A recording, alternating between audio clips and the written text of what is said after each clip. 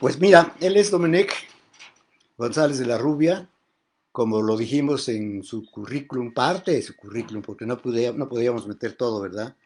Es un creador musical, además de un gran director de orquesta y de grupos en sí. Y él es catalán. Nos da muchísimo gusto que lo tengamos aquí en estos diálogos que estamos iniciando, ¿no?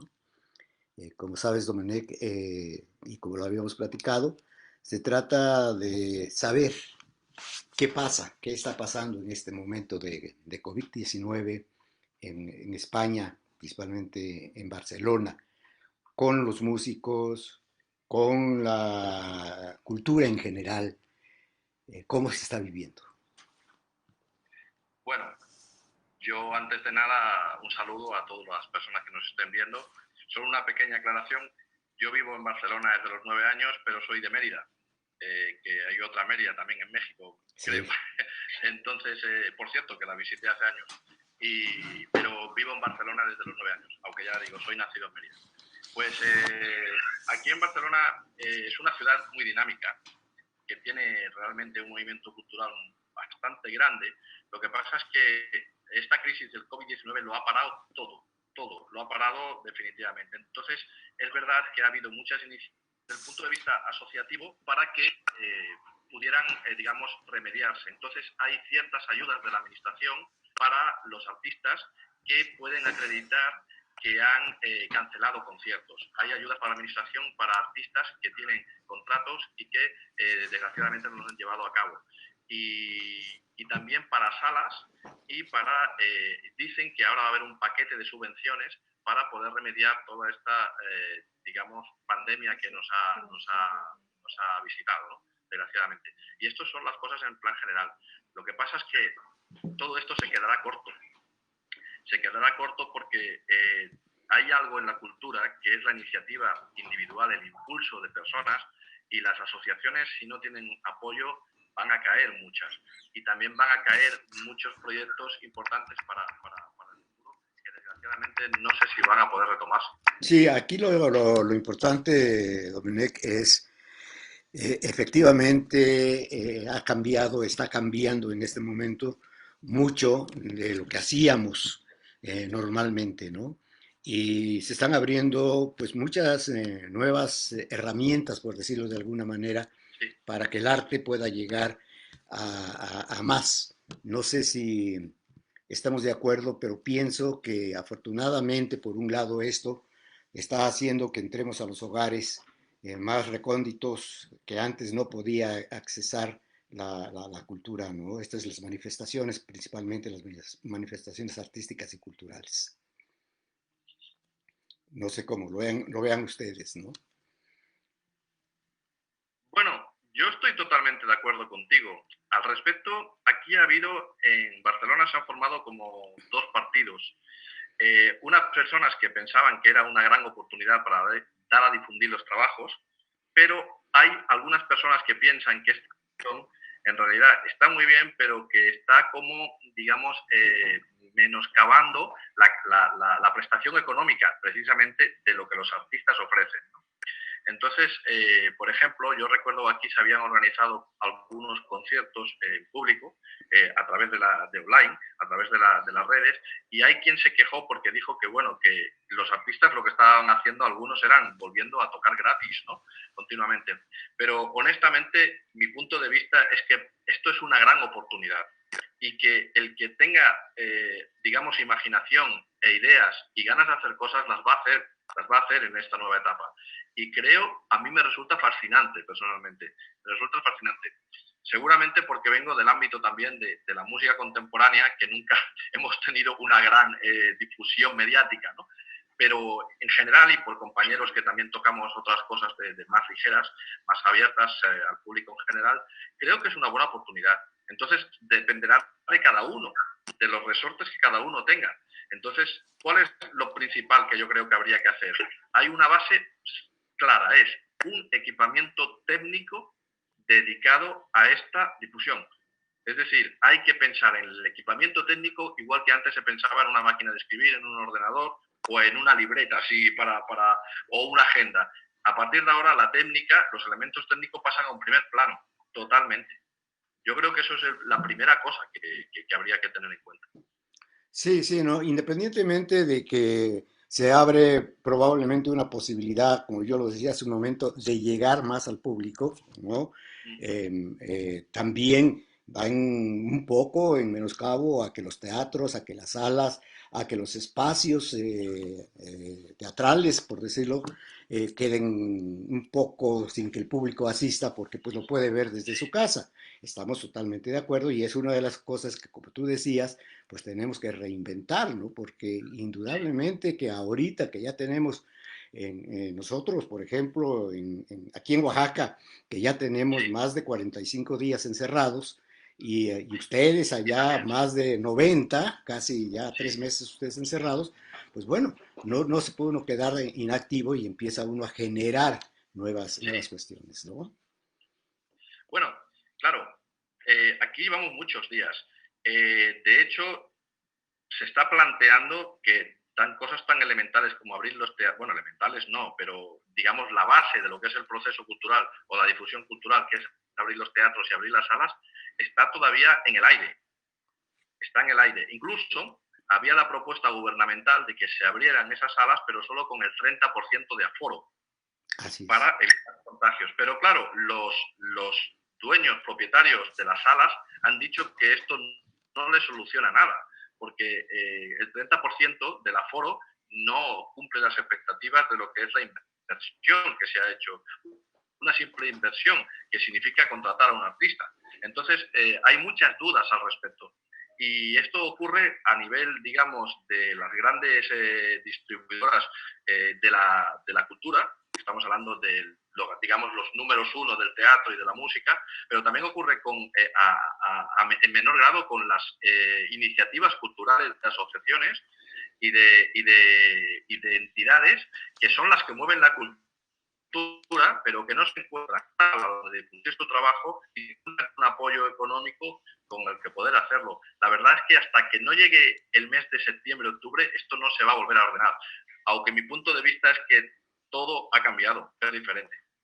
Sí, porque mira, esto corre peligro también en cuanto a, como tú lo decías en un momento dado, el pago al artista, ¿no? Que otra vez volveríamos a caer en que el artista es el que menos gana, probablemente, ¿no? El que queremos que muchas Sí, veces lo dé gratuito el concierto o que queremos no pagarle por los derechos de autor. En fin, abre muchísimas posibilidades en contra, ¿no? Que es lo que se tiene que cuidar en este momento, tanto el Estado como nosotros mismos en la iniciativa privada, ¿no? Pero mira, quiero hacer un alto porque gracias Sisi Montoya por estarnos viendo, que nos da muchísimo gusto. Sisi es una gran gestora cultural que vive hace muchos años en México, que ya es nuestra, ¿no? Y que saludos, está saludos. trabajando muy bien. También a Concepción Villalobos, que nos está viendo también. Conchita, qué bueno que te sumaste. Rosalba, bienvenida. Y pues yo creo que me pregunta, Conchita, ¿qué pregunta Tita? ¿Cómo operan los canales de distribución Ajá. y qué pasa con identificar nuestro público? Que cómo operan los canales de distribución allá con ustedes y qué pasa con identificar nuestro público. Esto es En las plataformas en las digitales, me plataformas imagino. digitales y todo eso, ¿no? Pues mira, se acaba de sumar José Antonio MacGregor. Oye, Mac, muchísimas gracias por sumarte a esta charla y cualquiera que ustedes quieran preguntarle directamente a Domenech, pues con mucho gusto lo hacemos, ¿no? Bien. Bueno, bueno, saludos a todos. Antes de nada, es un placer hablar con ellos desde aquí, desde Barcelona. Es un grandísimo placer. Creo haber entendido la pregunta. Se refería a cómo se articulaban los canales de distribución online. ¿Puede ser?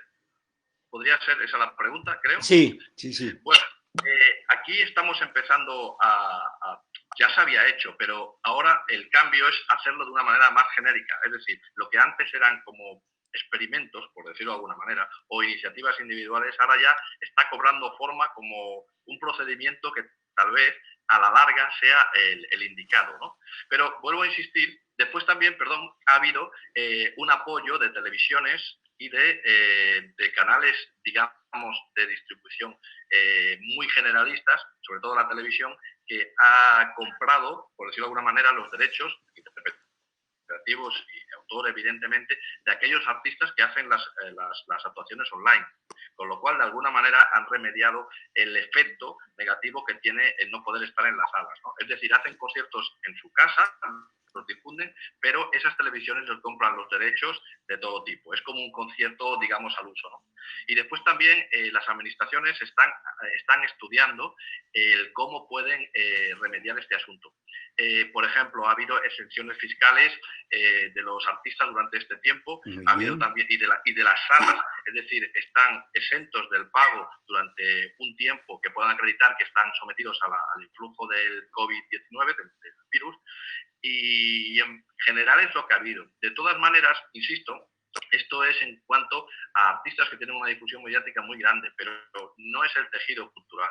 El tejido cultural, que es la base, es decir, la gente que va a ver también esos espectáculos, la gente sencilla o la gente de la calle que va a ver esos espectáculos, es la que realmente preocupa que se desenganche de este asunto, ¿no?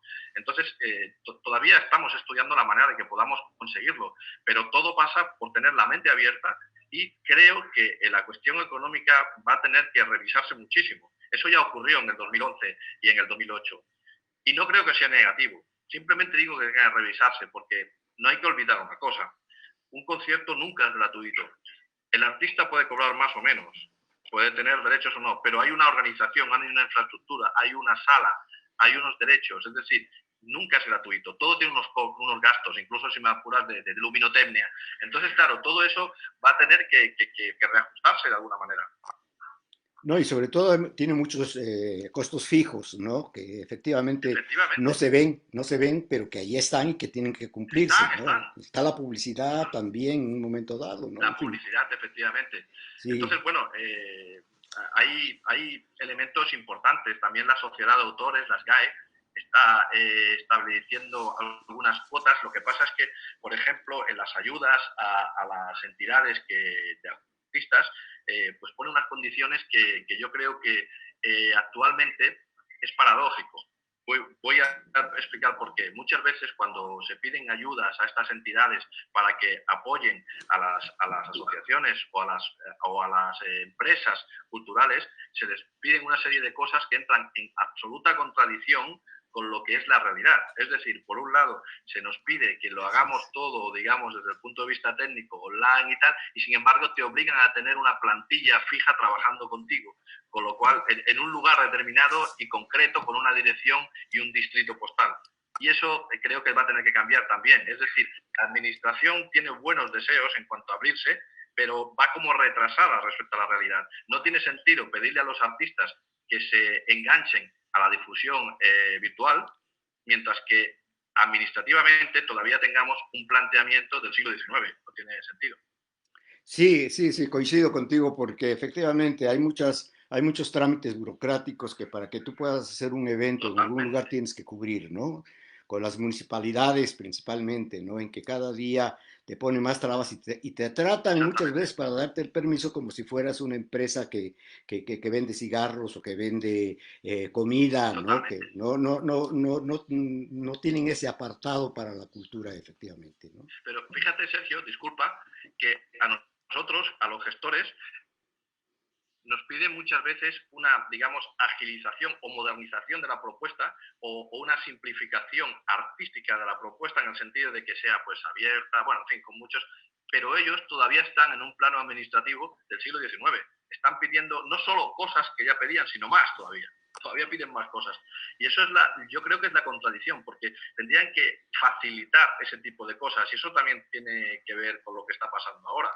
Toda la parafernalia administrativa que había sigue presente porque lógicamente no ha habido un tiempo administrativo, no sé, los juzgados aquí están cerrados, por ejemplo, y todo el equipo administrativo. Entonces, ¿qué ocurre? Que esto también tendrían que revisarlo, tendrían que hacerlo más fácil. Así es, así es. Esta es una de las perspectivas que yo creo que tienen que modificarse y que con toda seguridad van a cambiar, ¿no? En cuanto a que nosotros como gestores precisamente lo hagamos ante ellos, no solamente ante el municipio, sino también ante la propia comunidad, ¿no? Efectivamente. Hacer que en un momento dado busquemos la participación de la comunidad también para que, bueno, pues ya lo hacemos, ¿no? Obviamente, pero que Sí, más al interior de la propia comunidad se apoyen para agilizar muchísimas las cosas y llegar a más público las manifestaciones artísticas y claro. culturales. Es que, Sergio, no sé si allí utilizáis el mismo término, no sé si existe el término industria cultural Sí, en México. claro, claro. Vale. Pero claro, a mí esto de la industria cultural siempre me ha dado una lectura doble. La cultura no es una industria, la cultura es cultura. La cultura es definir unos valores de un pueblo, por ejemplo, de Osaka, de cualquier, o de Barcelona, de Cataluña, o de cualquier sitio, es hacer un trabajo que va mucho más allá de lo que, pero mucho más allá de lo que es una simple industria. Naturalmente, cuando ponemos el epígrafe de industria cultural, evidentemente lo que estamos es haciendo lo que se hace en una empresa o en una industria, tener unos beneficios. Estos beneficios culturalmente son muy difíciles de sopesar, porque son a tan largo plazo o son de una naturaleza tan distinta del que es una simple empresa, que a veces es difícil conjugarlos. Es muy difícil conjugarlos. Aquí, por ejemplo, hay una contradicción al respecto. Una entidad o una empresa no puede pedir ayudas de un tipo, por ejemplo, no puede hacer una ayuda como empresa cultural, pero tampoco, pero no puede compaginarla con una ayuda de tipo estrictamente cultural, porque es como contradictorio. O una o vas a otra. Y para mí eso es un gran error. El tema de industria cultural me parece muy peligroso porque siempre intentan, por ejemplo, que yo lo entiendo, ¿no? ¿Qué tipo de público va a venir? ¿Cuál es el público que va a ir? Te piden hacer unas valoraciones generales de lo que es el espectáculo o la empresa que vas a, o los artistas que vas a presentar, cuando en realidad esa valoración es muy poco efectiva, porque no puede valorarse como una simple empresa. Es decir, son conceptos diferentes y yo creo que se tienen que conjugar y yo aún no los veo conjugados. Es decir, una discográfica puede tener mucha más ayuda simplemente porque es una empresa que genera beneficios que cualquier iniciativa cultural que sea a lo mejor más importante para la mayoría de las personas, pero que no genere ese beneficio. Y eso es complicado a la hora de gestionar las ayudas oficiales y del Estado o municipales. Sí, mira, yo creo que ese es otro de los puntos también que efectivamente se tienen que plantear a partir de ese momento, ni siquiera a partir de después de la pandemia, ¿no? Sino que a Sí, partir de ese momento y que tendrán que irse solucionando. A mí me parece interesante tu punto de vista en cuanto a las industrias culturales, ¿no? Porque, pues bueno, esto abre la posibilidad de un diálogo nuevamente con con todo esto, ¿no? Y pues habrá quienes estén de acuerdo con este concepto, habrá quienes no lo estén, pero yo claro, creo que habría que en este diálogo indudablemente sacar lo que nos deje a todos nosotros y que sea lo más productivo, ¿no? Pero bien, efectivamente. yo pienso también en este sentido de este momento que estamos viviendo, por ejemplo, la gestoría principalmente, que es lo que a nosotros nos mueve, ¿no? Y en la que, pues sí, en Sí, un caso como este, pues bueno, tenemos que no solamente, ya lo hicimos anteriormente, sino que ahora reinventar muchísimas cosas, como lo estábamos diciendo, ¿no? Para poder realizarla. ¿Cómo lo ves tú? ¿Cómo lo ves tú? Aparte de ser un promotor cultural, que lo eres, un promotor de música y todo esto, como gestor cultural, ¿cómo lo ves tú a partir de este momento para que pueda realizarse, no solamente en Barcelona, ¿no? ¿Cuáles podrían ser las propuestas para que pudieran realizarse a nivel de Latinoamérica que en este momento a nos nivel global, sí, interesa? claro. Bueno, una de las entidades que también pues estoy, en este caso el presidente, es la Federación de Asociaciones Ibéricas de Compositores, pero tenemos contacto también, o queremos tener contacto con América, y hace mucho tiempo que trabajamos con eso, con lo cual la visión que voy a dar creo que puede ser aplicable a cualquiera, ¿no? evidentemente hay una cosa que parece muy simple, pero para mí es la base. Es cambiar el concepto de lo que es la gestión cultural que hacíamos antes y que hacíamos ahora. Yo estoy totalmente a favor de las nuevas tecnologías, pero eso implica un equipamiento que cualquier gestor cultural debe tener a mano ya de entrada. Después debe tener la complicidad con los artistas, debe tener una complicidad y un diálogo con ellos para que apuesten por este tipo de iniciativas. Después tienen que ser realistas y que ver que las condiciones, si se aplican de esta manera que estamos hablando, van a tener que cambiar, porque las condiciones no pueden ser las mismas porque ni nosotros las recibimos ni las podemos dar tampoco iguales. Va a tener que ser diferente. Después creo que va a establecer una serie de diálogos diferentes que no esperamos. Por ejemplo, yo creo que el público puede interrelacionar de una manera mucho más directa y que puede ser mucho más beneficioso para todos. De esta manera, digamos que la apertura entre el público y el artista tiene que ser más cercana. Después creo que otra cosa muy importante es que las gestiones se hagan no tanto desde un lugar determinado, sino en vista a la eficiencia de lo que se haga. Porque aquí estamos pillados, digamos, siempre con el tema de los domicilios fiscales, de tal y cual, y se tiene que hacer, pero se tiene que abrir la mano en el sentido de que puede que ya no haya una sede, ya no haya un sitio desde donde se parta eso, sino que haya, por decirlo de alguna manera, una gestoría en la nube, por decirlo de alguna manera, ¿no? Eso también es importante. Y también otras personas que evidentemente se van a tener que poner las pilas son los propios artistas. Vamos a tener que cambiar el concepto, porque las cosas van a cambiar mucho. Por ejemplo, imaginemos que vas a hacer un estreno orquestal o la intervención de un grupo muy numeroso, ¿no? Ahora mismo las cosas están que no sabemos cómo va a ir, si las salas van a poder abrir y si se van a poder hacer ese tipo de eventos, ¿no? Otro problema es el de las salas. Las salas tienen hasta ahora una especie de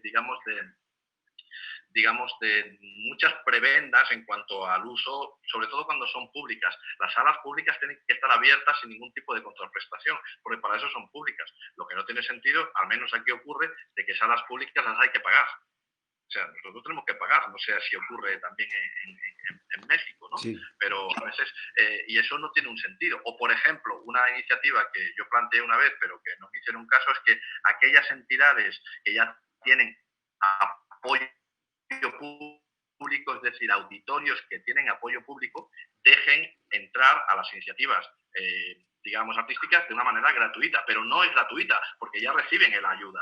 Entonces, esas cosas las tienen que aclarar mucho, ¿no? Y son conceptos que van a tener que cambiar. Yo creo que sí. Claro. Entre otros. Claro. A ver, ¿hay algunas preguntas? ¿Qué ¿Hay alguna? pasa con identificar nuestro público? ¿No? ¿Qué pasa con identificar nuestro público? Nos decía Conchita Villalobos. Y la siguiente es de Cici Montilla, que dice: me gustaría saber en qué paró lo de la apertura de los teatros con ese aforo disminuido, si hay alguna contrapropuesta y si ya decidieron algo. Sí, escuché. A ver, espero recordar las dos. La primera era la identificación del público, o cómo se generaba el público, o algo así. Bueno, no es tan fácil, creo que es una cuestión de tiempo, sinceramente, porque, y después también es delicado decirlo, pero el público que tiene más acceso a este tipo de eventos en la red es un público joven. Entonces este público joven es el que hay que educar para que poco a poco pueda acceder a estas cosas, pero esto requiere un esfuerzo bestial, porque ¿qué es lo que se ofrece, ¿no? El típico producto que se ha hecho hasta ahora en la sala de conciertos. Estoy hablando ahora me voy a ir un poco, ya sé que no es el asunto directo, pero por ejemplo, en el clásico, lo pongo como ejemplo, ¿no? El típico concierto que te sentabas en una silla y que tú escuchabas y veías lo que estaba en un escenario. Creo que este modelo tiene que cambiar. Entonces, ¿cómo se puede hacer eso? Pues con mucha imaginación y buscando públicos a los cuales le interese la propuesta. Desde mi punto de vista, si eso no se produce, ese cambio, digamos, el acceso a nuevos públicos está muerto. O sea, puede ser muy problemático, porque tendríamos que ver cómo el pop y las nuevas, digamos, la música electrónica, todo esto, cómo está absorbiendo absolutamente la atención de los jóvenes. A los jóvenes no les interesa otra cosa. Entonces, claro, dices, bueno, pues vale, ya está bien ahí, pero vamos al público que a lo mejor, también hay jóvenes, pero me refiero que no están a la última moda, ¿no? Bueno, pues el problema es que no todos acceden a la red con la facilidad que... Es decir, hay que hacer mecanismos de facilidad, que fácilmente con un clic tú sepas que vas allá y que lo vas a hacer. Pero ¿cómo va a afectar esto? Sinceramente no lo sé. No lo sé porque es un mundo que está por venir. No sé hasta qué punto. Nosotros no hemos hecho el cambio, de hecho. Estamos todavía con el pie, perdón, puesto en lo que hacíamos antes. Y no hemos hecho este cambio, ¿no? Nosotros, por ejemplo, en la asociación que presido, vamos a intentar hacer un concierto online íntegramente para ver cómo hay esta respuesta. Entonces, eso creo que va a ser el principio de un experimento que puede tener, digamos, una consecuencia, ¿no? ¿Qué ocurre cuando ya directamente piensas en algo que directamente es online? Directamente. ¿Qué respuesta va a haber? Pues es interesante plantearlo, porque vamos a tener que hablar con los artistas, le vamos a tener que decir las condiciones, vamos a decirle, no vais a tocar con un público en directo, sino que os van a ver, pero claro, es muy frío el asunto, ¿no? Entonces esas cosas es lo que vamos a ver y a partir de ahí estudiaremos la recepción del público. No sabría decir más. Y después también había otra pregunta, que era la última, perdón, no me acuerdo.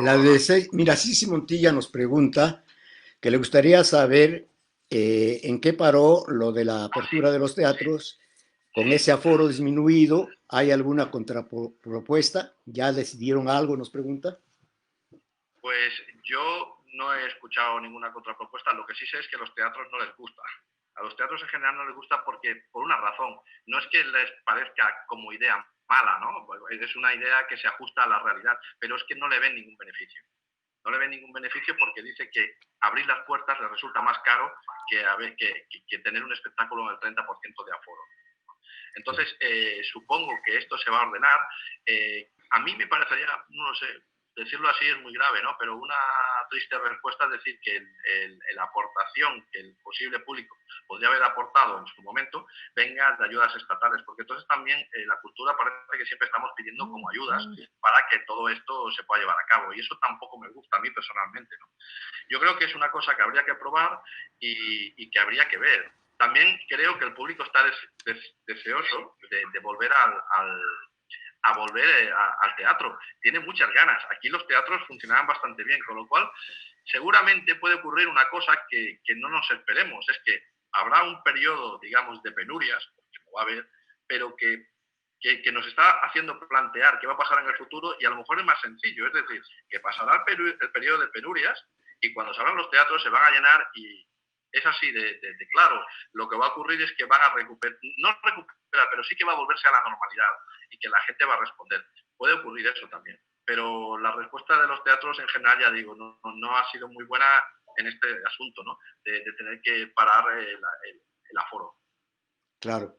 Berta Adriana nos dice, es un excelente momento para que todos nos permitamos desarrollar nuevas habilidades. Totalmente de acuerdo. Exactamente, es que eso es así. Cuando uno va por el mundo y a lo mejor pues toca aquí, toca allá y ve cómo está articulado el diferente proceso de presentación de artistas, ¿no? Se da cuenta de que hay muchas maneras. Hay quien lo absorbe todo el Estado, hay quien lo hace una iniciativa privada, hay quien hace un método mixto, hay incluso quien es gratuito porque lo hacen fundaciones o entidades que... Entonces, todas esas maneras funcionan y pueden ser buenas. Pero creo que tiene razón en lo que creo que era Adelina, ¿no? ¿Me dijiste? No, Berta Adriana. ¿Perdón? Berta Adriana. Berta Adriana, perdón. Ajá. Pues Berta, es que tiene razón, es que nos encontramos con una diatriba un poco incógnita, ¿no? ¿Qué va a pasar? Pero la imaginación habrá que darle. De hecho, ya le estamos dando, porque estamos planteando lo que decía antes, ¿no? Planteando un concierto así sin público ya directamente, diréis, bueno, esto se ha hecho, sí, pero antes era algo excepcional. Era como una propuesta de alguien que había dicho, mira, tal, y ahora ya lo estamos planteando como formando parte de la programación. Es decir, va a haber 9 conciertos y los 9 conciertos, 2 van a ser de esta manera, ¿no? Y entonces eso ya es un cambio bestial. bestial, porque ya lo estamos planteando así. No es que sea un concierto que vamos a poner como una experiencia. No, no, es que de los 9 conciertos todos se van a hacer así. Y eso cambia todos los valores y exige otras cosas. Fíjate que sí, precisamente nos comenta algo sobre eso, que nos dice que sería pensar en duplicar la programación, bajar las rentas de los teatros, ver si hay posibilidad de subir un poco los costos de boletos, en fin, pensar en una solución conjunta, ¿no? Que ahí está lo interesante, ¿eh? En esas soluciones de conjuntos, ¿no? Esos diálogos que tenemos que establecer Sí, nuevamente. porque siempre salen buenas ideas. Ahora, por ejemplo, esta idea que estás diciendo, subir el boleto, claro, no hay que hacerlo de una manera exagerada, pero con una pequeña cantidad creo que podría solucionar muchos problemas que pudiera haber, ¿no? Eso también plantea más exigencias a lo que se propone, pero es una buena idea. Es una idea que está bien. También creo que las administraciones públicas deben tomar conciencia. La cultura no es un bien menor, es un bien principal y además es un bien de necesidad. De hecho, en esta crisis se ha visto que la cultura acompaña a las personas a nivel anímico, incluso les hace, digamos, estar mejor físicamente, ¿no? Entonces, bueno, si las instituciones públicas no están al corriente de estas propuestas, tendremos un problema muy grande, porque ellas son las primeras que tienen que abanderar todo esto. Y eso también está por ver, a ver cómo se articula también. Porque, bueno, es que... Entonces, bueno, claro, hay esta duda, ¿qué va a pasar, no? Hay que esperar un poco, pero el planteamiento, o sea, lo que estamos viendo ahora no deja muy buenas esperanzas respecto a lo que se hacía antes. Y ahora hay que tener nuevas ideas, eso está claro. Nuevas ideas seguro. Antes, por ejemplo, pues se planteaba, mira, vamos a traer un artista del otro lado del charco y tal y cual, para allá y tal, pues a lo mejor tenemos que hacer propuestas que sean, digamos, online, ¿no? Pero claro, eso tiene que estar muy bien articulado. De hecho, cambian todos los procesos de la dramaturgia de lo que es el espectáculo. Y esas cosas son importantes. Se tienen que aprender también. Claro.